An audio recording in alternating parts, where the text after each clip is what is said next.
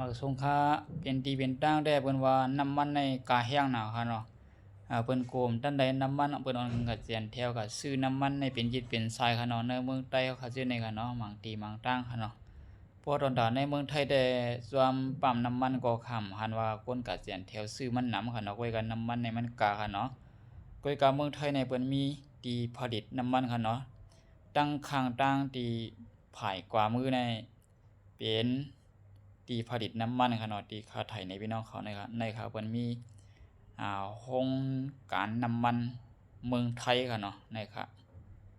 ตั้งข้างตั้งภายกว่ามือในพี่น้องเขาด้วยค่ะเนาะที่ในที่เป็นที่เพิ่นผลิตออกน้ำมันค่ะในพี่น้องเขาด้วยค่ะเลยด้วยค่ะเนาะด้วยกับทั้งป่นค่ะ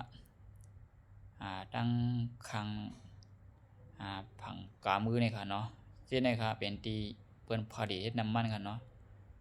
รถไว้นะมันเตรียมพอได้ในหันดีค่ะเนาะในค่ะเนาะไทยในพี่น้องเขาค้ามาสงคราม